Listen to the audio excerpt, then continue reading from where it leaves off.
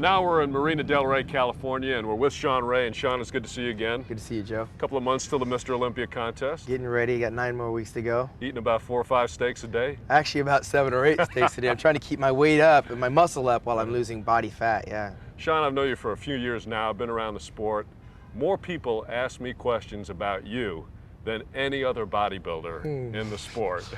So I've got some questions for you. Right on. And of course, Shawn, we want to know about you, how you turned out to be the way you are. There's a lot of controversy about you. People are asking questions about you.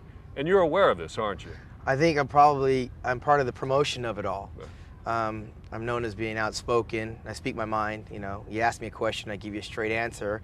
And there's a lot of bodybuilders that are a little bit intimidated to speak what's on their mind for being afraid of repercussions when it comes down to being judged too harshly because of something they may or may not have said. But I've always been a straight shooter. Tell it like it is. You get respect that way. Certainly sleep good at night, knowing that I take a stand when something's not right, and I go with the flow when it's going good. Last year at the Mr. Olympia, there was actually a small controversy on how to run the show. I've been in the Olympia 12 times, and it's pretty much the same routine in terms of how these guys run the show. And at prejudging, we had a little situation where we all pump up backstage and are excited to go out on stage and pose, and then we walk out and we stand there like mannequins in a quarter turn position for like 45 minutes. When the judges when the fans come out, they're hyped up to see muscle. So I suggested in the meeting that we come out there and do individual mandatory poses, where we come out and hit 7 mandatory poses. Since we're backstage pumped up, we want to come out there and look our best instead of standing there isolated for 40, 45 minutes. And I was met with resistance from some of the officials, but all the athletes were unanimously in agreement that they wanted to come out and they wanted to flex. The fans loved it, the athletes loved it, and it ran pretty smoothly. You know what happened? The very next pro show, they went right back to the old format. So I'm all for change, Why is that? Why are the only one who's actually working to change the sport? Like I said, I probably a lot of the guys respect the fact that I've been there for so long and I've been very consistent. So I've stuck my neck out on several occasions regarding numerous situations, whether it's the drug testing or the synthol or the calf implants.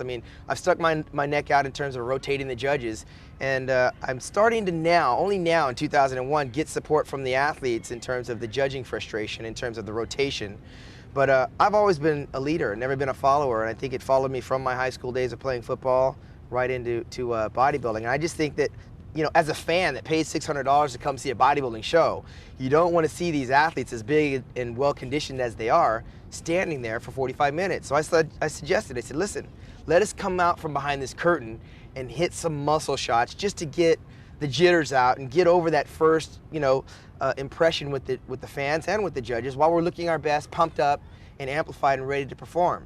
And it came off really well last year at the Olympia, and now they went right back to the old format. And I think a lot of times it's hard to change the opinions of people that have been there forever, and that's why it lobbies so hard to change the judging. Okay, since this interview went right to bodybuilding and what needs to be done, let's go through it right now then. What would be the top 3 things that you would do to change the sport of professional bodybuilding?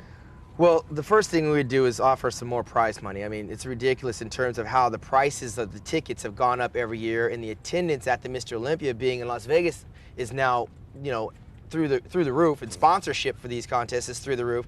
The dollars need to start trickling back down to the athletes on that stage that qualify every year and sacrifice a portion of their lives to get ready for these contests.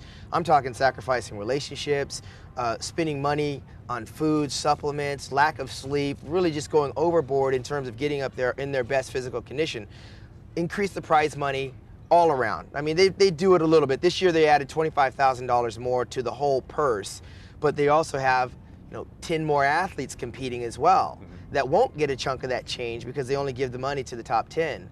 So that, $25,000 may sound like a lot of money, but you can obtain that $25,000 by gaining one more sponsor of the event.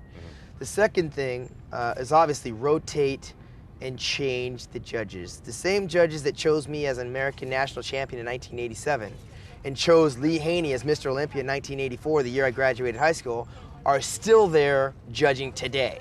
The problem that I have is not that they're still there, but it's like you don't see any end to their tenure. Like, there'll come a time where I can't compete anymore because I'll just be too old or won't have the interest. But there's no time limit on judging. Make a time limit on how long a judge can judge. Say 5 years. make it mandatory that you cannot judge consecutive Mr. Olympia contests, so that every year we wind up with a new judging panel. And also make it mandatory that there's some kind of regulatory meeting annually so that these judges are in sync with each other on the criteria of which they choose a champion.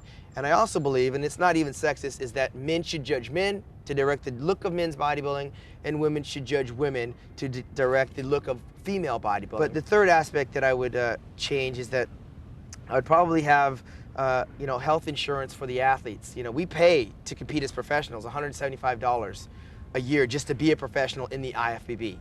Every athlete that has a pro card has paid $175.